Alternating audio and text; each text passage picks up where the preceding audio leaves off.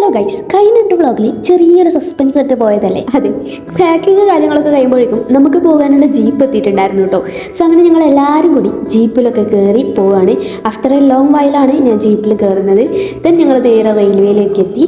സമയം ഒരു മണിയൊക്കെ ആകുമ്പോൾ നമ്മൾ അവിടെ എത്തിയിട്ടുണ്ടായിരുന്നു. ബട്ട് ഞങ്ങൾക്ക് പോകാനുള്ള west cost super fast express 2:25 അങ്ങനെ ടൈമൊക്കെ ആകുമ്പോഴേക്കും ഞങ്ങളുടെ ട്രെയിൻ കൃത്യം വന്നിട്ടുണ്ടായിരുന്നു. ലാഗ് ആയിരുന്നില്ല.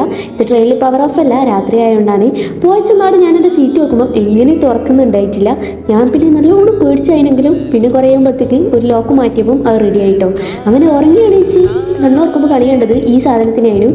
ഇതെൻ്റെ പള്ളക്ക് വന്ന് കിടക്കുന്നത് ഞാൻ അറിഞ്ഞിട്ട് കൂടിയില്ല. അങ്ങനെ ട്രെയിനിലെ നീണ്ട ജേണിക്ക് ശേഷം രാവിലെ എണീച്ച് ഒന്ന് പല്ലൊക്കെ തേക്കാൻ വേണ്ടി കീനി. അങ്ങനെ നമ്മുടെ പല്ല് തേക്കുമ്പോഴുള്ള വ്യൂ ഉണ്ട്. നിങ്ങൾ എല്ലാവരും ഫ്ലൈറ്റിലത്തെ ടോയ്ലറ്റ് അല്ലേ ഇങ്ങനെ കാണിച്ചിരുന്നത്. ഞാനിപ്പോൾ ഇങ്ങനെ ട്രെയിനിലത്തെ വാഷ്റൂമിൽ എന്തൊക്കെ ഉണ്ടെന്ന് കാണിക്കാം.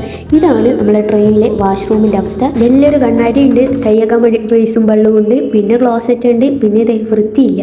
അങ്ങനെ അതൊക്കെ കഴിഞ്ഞ് നമ്മൾ നേരെ പോയി ഫുഡ് കഴിക്കാണ്. ഫുഡൊക്കെ നമ്മൾ പാർസലായിട്ട് എടുത്തുകൊണ്ട് തന്നെ ഭയങ്കര ബുദ്ധിമുട്ടൊന്നും ഉണ്ടായിട്ടില്ല. ഇടങ്ങേറില്ലാതെ നല്ലൊരു ബ്രേക്ക്ഫാസ്റ്റ് കഴിക്കാൻ വേണ്ടി പറ്റി. അങ്ങനെ നമ്മൾ കുറച്ച് കഴിഞ്ഞ് കണ്ണ് തുറന്ന് നോക്കുമ്പോഴേക്കും ഏതോ ഒരു സ്റ്റേഷൻ എത്തിയിട്ടുണ്ടായിരുന്നു. അതിൻ്റെ ഇടയ്ക്ക് എൻ്റെ ഓളെ ഉപ്പായം സകലതും തേച്ച് പുറത്തേക്ക് വാരി വലിച്ചിടുന്നുണ്ട്.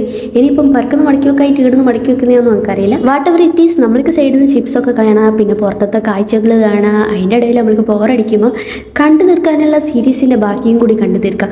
അങ്ങനെ എല്ലാം കൂടി കഴിഞ്ഞ് അങ്ങനെ ഞങ്ങളുടെ 17 മണിക്കൂറത്തെ യാത്രകൾക്കൊടുവിൽ ഞങ്ങൾ നമ്മുടെ സ്ഥലത്ത് എത്തിയിരിക്കുകയാണ്. അങ്ങനെ മുന്നിലുള്ള ഇക്കാക്കാൻ്റെ പിന്നാലെ പോയിട്ട് നമ്മൾ ട്രെയിനൊക്കെ കീഴിട്ടു. ഞാൻ നിഗമിച്ചു കൂട്ടിയ റെയിൽവേ സ്റ്റേഷൻ ഇതല്ലായിരുന്നെങ്കിലും but it's okay guys. But ഇപ്പോഴും ഞാൻ ഇതൊക്കെ നിങ്ങൾക്ക് സസ്പെൻസ് ഇട്ട് വെക്കുകയാണെന്ന് അറിയാം. ബട്ട് നിങ്ങൾക്ക് ഇപ്പോഴും എന്തെങ്കിലുമൊക്കെ നിഗമനം ഉണ്ടെങ്കിൽ ജസ്റ്റ് കമൻറ്റായിട്ട് അറിയിക്കാം കേട്ടോ. സോ ഇന്നത്തെ വീഡിയോ ഇത്രയേ ഉള്ളൂ. ബാക്കി വിശേഷം അടുത്ത വ്ളോഗിൽ കാണുന്നവരെ ബൈ.